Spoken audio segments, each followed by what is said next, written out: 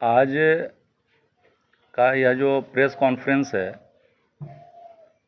वो SC ST समाज के लिए बाबा साहब डॉक्टर भीमराव अंबेडकर द्वारा जो निर्मित हमारा भारतीय संविधान है उसमें एससी एसटी समाज के लिए जो आरक्षण का प्रावधान किया गया है उसमें कहीं भी क्रीमी लेयर या नन क्रीमी लेयर शब्द का उल्लेख नहीं किया गया है। लेकिन वर्तमान समय में सुप्रीम कोर्ट के माननीय जज श्री बी.आर. गवई जी के द्वारा यह वक्तव्य दिया गया है कि एससी एसटी समाज के रिजर्वेशन में भी क्रीमी लेयर या नन क्रीमी लेयर के आधार पर जो है रिजर्वेशन की जो है वकालत किया गया है। ऐसी स्थिति में हम प्रेस कॉन्फ्रेंस के माध्यम से जो है इस बयान की जो है हमारा एससी एसटी समाज जो है कड़ी निंदा करता है और इस बयान के विरोध में विभिन्न राजनीतिक पार्टियों के द्वारा विभिन्न एससी एसटी संगठन जो हमारे देश में हैं उनके द्वारा 21 अगस्त को भारत बंद का आह्वान किया गया है। उसी क्रम में मैं जितेंद्र कुमार भावी विधायक प्रत्याशी पाकी विधानसभा क्षेत्र भी अपने मनातू प्रखंड और तरहसी प्रखंड के व्यवसायी बंधुओं से दुकानदार भाइयों से अपील करना चाहता हूं कि एससी एसटी जो हमारा समाज है यह काफ़ी लंबे वर्षों से दबा कुचला हुआ समाज है। इनका आर्थिक और सामाजिक विकास नहीं हुआ है। अभी हमारा एससी एसटी समाज मुख्य धारा से नहीं जुड़ पाया है।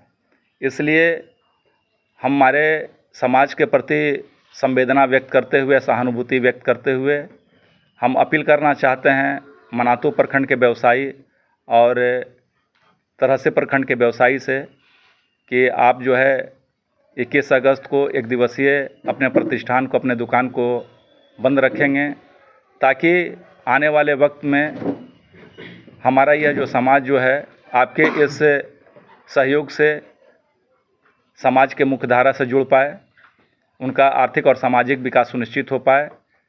बाबा साहब डॉक्टर भीमराव अंबेडकर ने जो भारतीय संविधान में उल्लेख किया है एससी एसटी रिजर्वेशन को लेकर, उसमें किसी तरह का कोई फेरबदल नहीं होना चाहिए, किसी तरह का कोई छेड़छाड़ नहीं होना चाहिए।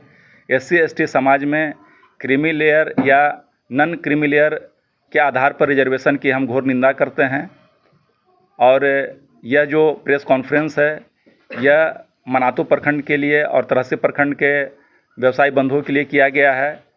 और अभी जो है हम लोग इसी तरह का प्रेस कॉन्फ्रेंस पाकी प्रखंड के व्यवसायियों के लिए और लेस्लीगंज के व्यवसायियों के लिए भी जो है प्रेस कॉन्फ्रेंस का आयोजन हमने किया है।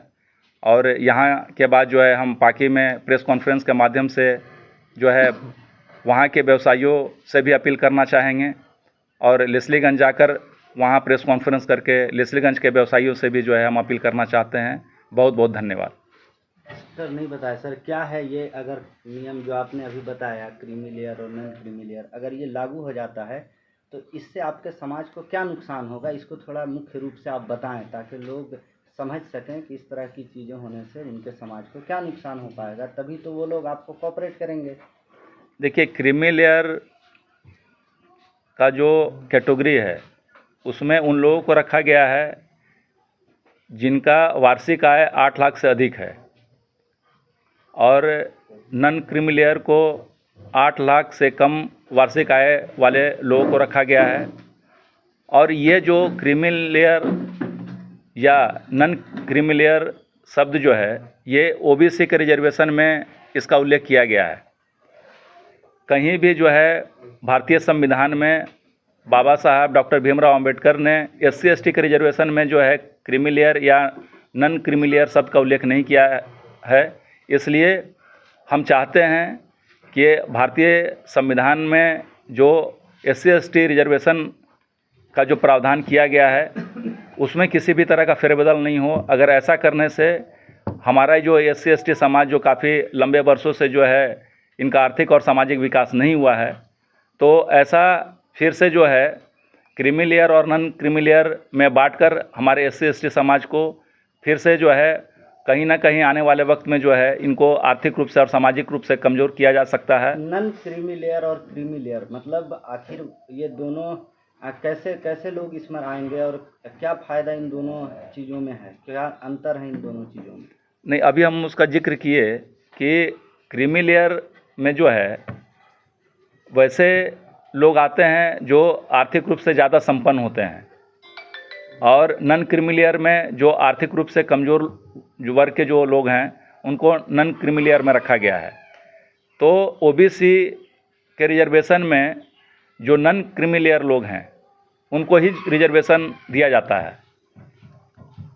तो ये जो है इस तरह का जो है प्रावधान जो है SC/ST कैंडिडेट के लिए जो है नहीं किया जाना चाहिए, इसलिए कि ये जो आरक्षण जो है ये बाबा साहब भारत रत्न डॉक्टर भीमराव अम्बेडकर के द्वारा जो है बनाया गया हमारा ये भारतीय संविधान है। तो वो जब वो SC/ST को जो है क्रीमी लेयर और नन क्रीमी लेयर में जब नहीं बांटे हैं, तो फिर अभी जो है वर्तमान समय में इन बातों का उल्लेख करना कहीं से भी न्याय संगत नहीं है। इनके नॉन क्रीमी लेयर का होने से आपके जो समाज के लोगों को आरक्षण से वंचित कर दिया जा रहा है। जी हाँ, जो क्रीमी लेयर में आएंगे उनको आरक्षण से वंचित कर दिया जाएगा।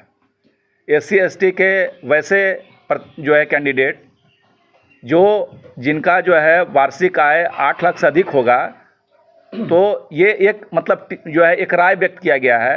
अभी इसमें जो है किसी तरह का निर्णय नहीं लिया गया है। एक जो है माननीय जज के द्वारा जो है एक राय व्यक्त किया गया है। इसकी सदन में चर्चा भी नहीं हुई। नहीं, अभी और नहीं, इसमें केंद्र सरकार का बयान भी आ गया है। केंद्र सरकार ने इस जो है चर्चा और इस राय को जो है सिरे से खारिज जो है केंद्र सरकार के द्वारा किया गया है।